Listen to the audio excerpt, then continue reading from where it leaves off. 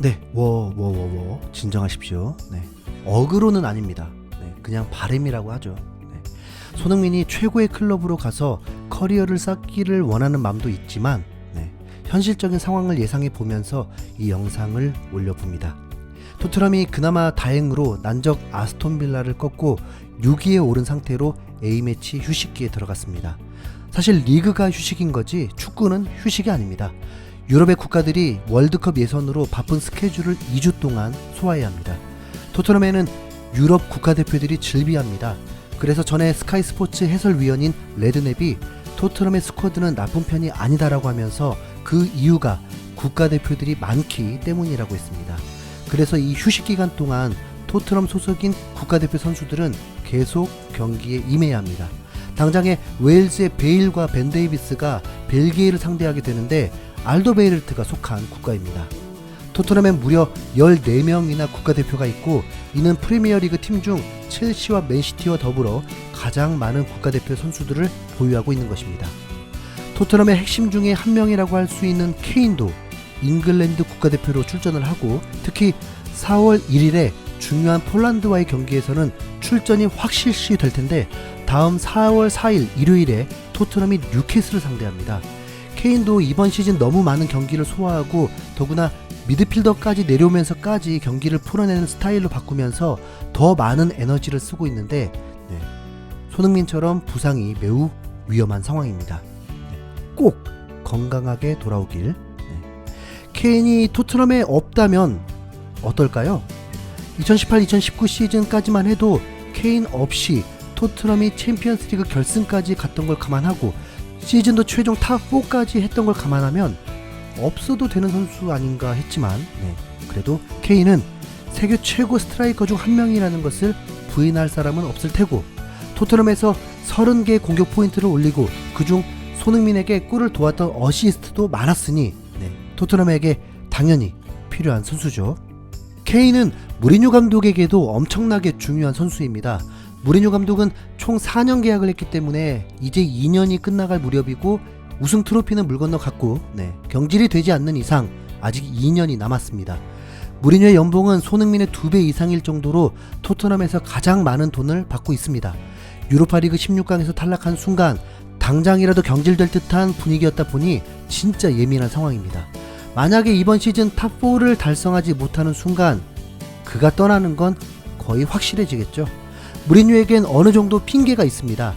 자신이 팀을 꾸린 것이 아니란 거죠. 기존에 있는 선수들과 새로 영입한 몇몇 선수들을 잘 융화시켜서 기록을 내주길 바랬던 것입니다. 그러니까 저비용 고효율이죠. 이는 무리뉴에게도 처음 겪는 일이었습니다. 이전에 맡았던 팀들은 무리뉴 감독이 원하는 대로 팀을 꾸렸다고 봐야죠. 구단에서 전폭적인 지원을 했습니다. 그리고 결과를 냈었는데 토트넘에선 좀 다릅니다. 그리고 많은 선수들이 마음에 들지 않았는지 부류가 확실히 갈려 있었습니다. 그중 호이베르, 손흥민, 케인이 무리뉴에게 절대적인 신뢰를 받는 선수들이죠. 그 증거가 바로 출전 경기 수와 출전 시간입니다. 위 선수들은 활동량도 많은 편이기 때문에 종종 출전하지 않더라도 쉬게 해주는구나 라고 팬들은 느낄 텐데 그런 일이 거의 없이 만만한 팀이 아니라면 무조건 출전입니다. 케인은 유로파리그 16강에서도 풀타임을 뛰고도 이틀밖에 못 쉰 상태로 아스톤빌라와의 경기에서도 선발 출전했습니다. 그리고 스스로 페널티킥을 만들어 득점도 올렸습니다. 케인은 이 정도로 무리뉴에게 절대적인 선수라는 거죠. 공공연하게 케인은 대체 불가 선수라고도 했습니다. 케인은 손흥민보다 1년 먼저 토트넘 프로 무대에 출전하면서 데뷔 시즌 때부터 폭발적인 득점을 선보이면서 현재 잉글랜드 축구의 상징적인 선수가 되었습니다. 현재 최고의 스트라이커라고 명성을 떨치고 있으면서도 아쉽게도 그는 트로피가 없습니다. 월드 클래스라는 선수들 중 트로피가 없는 선수는 아마 손흥민과 케인이 유일하지 않을까 합니다. 케인은 트로피를 원했습니다. 야망도 크다는 걸 토트넘 다큐에서 무리뉴 감독과 얘기를 나눌 때도 충분히 느껴졌습니다. 그래서인지 케인은 토트넘과 계약을 하고 있지 않습니다. 케인은 2022-2023 시즌까지 계약이 되어 있는 상태입니다. 사실 케인은 연봉도 매우 적은 편입니다. 주급 20만 파운드인데 스털링에 비해서도 적고 토트넘을 떠나 인터밀란에 소속된 에릭센에 비해서도 훨씬 적은 편입니다. 다시 말하면 다른 팀으로 간다면 지금보다 2배 이상도 가능한 선수라는 거죠. 팀이 우승권에 가까운 팀도 아니고 돈도 많이 못 받는다면 남을 이유가 전혀 없겠죠. 믿었던 무리뉴 감독이 토트넘을 일으키질 못하자 곧바로 케인이 떠난다는 보도가 나오기 시작했습니다. 최근 스카이 스포츠에서 이적 전문 기자인 온스테인과의 인터뷰를 통해서 축구계의 많은 사람과 이야기를 나눈다. 케인이 토트넘을 떠나고 싶어한다. 물론 케인은 공개적으로 말할 수 없다. 그는 구단에 매우 헌신적이다. 그러나 그는 트로피를 얻길 원해서 이적과 관련해 마음이 열려있다고 전했습니다. 그 후 영국 매체 익스프레스도 온스테인 수석 기자의 말을 인용해서 보도했습니다. 국내에서도 파장은 컸고 마치 케인의 이적이 확실해진 것처럼 의견들이 많았지만 익스프레스는 케인이 떠나고 싶어도 레비 회장의 반대와 마주할 것이란 것을 더 부각시켰습니다. 케인의 이적료는 현재 전 세계를 통틀어 랭킹 3위에 해당합니다. 이적료도 무려 1억 2천만 파운드입니다. 토트넘에서 역대 1위는 가레스 베일이었고 1억 100만 파운드였는데 훨씬 높은 금액입니다. 책정만이기 때문에 실제는 더 높아질 수도 있습니다. 손흥민 팬들은 우선 손흥민이 떠나길 바라는 게 대부분이기 때문에 케인이 떠나는 게 그리 중요하지 않을 수 있습니다. 하지만 손흥민의 선택이 토트넘에 남는다면 그땐 큰 관심사가 되겠죠. 어떠세요 여러분? 네, 그럴 경우에 케인이 떠나면 토트넘이 큰일 날까요? 어차피 케인이 떠나면 그에 맞는 선수는 영입이 되어지고 최고의 스트라이커가 있다고 해서 꼭 그 팀이 최고의 팀이 된 것은 아닙니다. 팀은 역시 조직력과 각 선수들의 헌신이 중요하지 않겠습니까? 케인이 떠난다면 토트넘의 재정을 충당할 수 있을 것이고 케인만큼은 아니지만 무리뉴 감독이 호이베르처럼 저비용 고효율의 선수를 영입하면서 팀이 더 강해질 수도 있는 것이죠. 토트넘이 챔피언스리그 준우승과 탑4를 유지할 수 있었던 이유는 에릭센의 역할이 컸습니다. 창의적인 패스로 공격의 활로를 불어넣는 역할.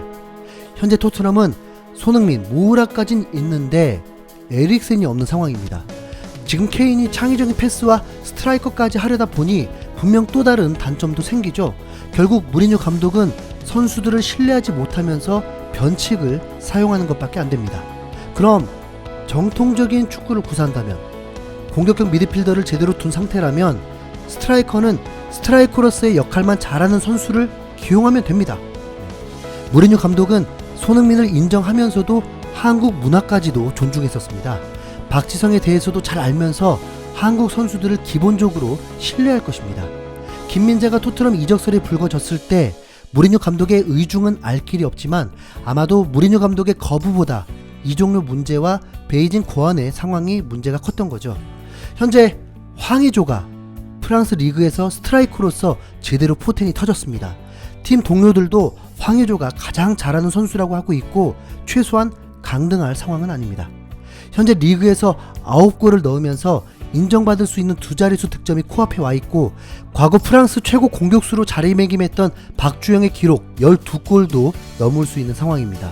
박주영은 당시 AS 모나코에서 활약하고 아스날로 이적하기도 했는데 황의조도 당연히 마지막 목표는 프리미어리그 입성이겠죠. 이미 음바페와 출전 시간당 골수가 비슷할 정도여서 황의조도 이번 시즌 두 자릿수 이상을 득점한다면 더욱 관심을 많이 받게 될 것입니다. 사실 박주영이 아스날에서 실패한 이유는 딱 한 가지입니다. 너무 센 클럽으로 갔고 경쟁이 치열해진 상황에서 기회조차 제대로 받지 못하고 퇴출이 된 거죠. 황의조가 과거 선배의 사례를 겪지 않으려면 정말 자신을 필요로 하는 곳을 가야 할 것입니다. 토트넘은 케인이 빠지면 정말 다른 팀이 됩니다. 그의 자리를 누가 대신할 수 있을지 가늠도 안 됩니다. 비니시우스가 리그 외의 경기에서 9골을 넣어도 무리뉴 감독에겐 성에 안 차기도 합니다. 최근 와킨스와 데니잉스가 대안이 될 거라고는 하는데 무리뉴 감독이 팀의 헌신을 기본으로 아는 선수를 찾는다면 황의조만한 선수도 없을 것입니다. 이미 유럽 선수들과 충분히 경쟁 가능한 피지컬이고 K리그, J리그, 리그1까지 인정받았던 스트라이커라면 프리미어리그에서도 충분히 통하지 않을까요? 프랑스에서 황의조를 윙어로 기용하다가 보르도가 황의조를 윙어로 기용하다가 본전도 못 찾고 황의조도 애를 먹었지만 스트라이커가 되자 자기 옷을 입은 듯 맹활약하고 있습니다. 꿈 같은 이야기지만 황의조와 손흥민의 콤비를 프리미어리그에서 볼 수 있다면 상상만 해도 설레네요.